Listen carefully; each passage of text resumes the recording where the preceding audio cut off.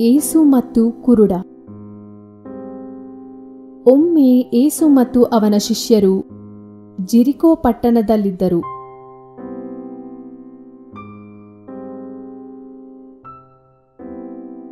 ಅಲ್ಲಿ ಬಾರ್ಟಿಮಾಯಸ್ ಎಂಬ ಕುರುಡು ಭಿಕ್ಷುಕ ವಾಸಿಸುತ್ತಿದ್ದ.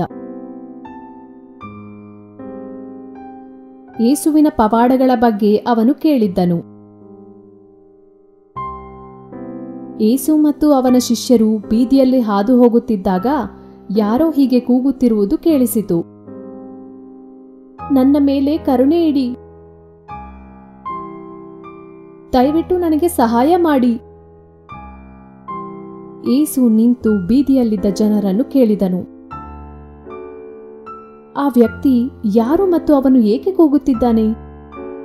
ಜನರು ಅವನು ಬಾರ್ಟಿಮಾಯಸ್ ಎಂದು ಹೇಳಿದರು. ಅವನು ಹುಟ್ಟು ಕುರುಡ.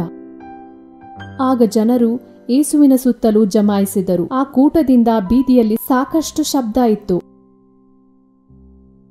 ಬಾರ್ಟಿಮಾಯಸ್ ಅಲ್ಲಿದ್ದ ಪುರುಷರಲ್ಲಿ ಒಬ್ಬನನ್ನು ಹೀಗೆ ಕೇಳಿದನು, ಏನು ನಡೆಯುತ್ತಿದೆ? ಏಕೆ ತುಂಬಾ ಶಬ್ದವಿದೆ ಎಂದನು. ಯೇಸು ನಮ್ಮ ಪಟ್ಟಣಕ್ಕೆ ಭೇಟಿ ನೀಡುತ್ತಿದ್ದಾರೆ ಎಂದು ಅವನು ಹೇಳಿದನು. ಬಾರ್ಟಿಮಾಯಸ್ ತುಂಬಾ ಸಂತೋಷಪಟ್ಟನು. ಅವನು ಕೂಗಲು ಪ್ರಾರಂಭಿಸಿದನು, ಹೇ ಡೇವಿಡ್ನ ಮಗ ಯೇಸು, ದಯವಿಟ್ಟು ನನಗೆ ಸಹಾಯ ಮಾಡು, ನನಗೆ ಕರುಣೆ ತೋರಿಸು. ಅವನು ಮತ್ತೆ ಮತ್ತೆ ಕೂಗುತ್ತಾ ಹಾಗೆ ಕೇಳಿಕೊಂಡನು. ಕೊನೆಗೆ ಯೇಸು ಅವನ ಬೇಡಿಕೆಯನ್ನು ಕೇಳಿದನು. ಕುರುಡನನ್ನು ತನ್ನ ಬಳಿಗೆ ಕರೆತರುವಂತೆ ತನ್ನ ಶಿಷ್ಯರಿಗೆ ಹೇಳಿದನು.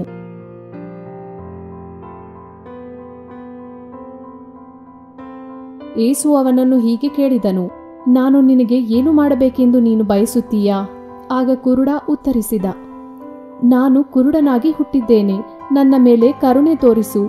ಓ ಡೇವಿಡ್ ಮಗನೇ, ನನ್ನ ಮೇಲೆ ಕರುಣೆ ತೋರಿಸು, ನನಗೆ ಕಣ್ಣು ದೃಷ್ಟಿ ಕೊಡು, ಆಗ ನಾನು ನಿನ್ನನ್ನು ನೋಡುತ್ತೇನೆ.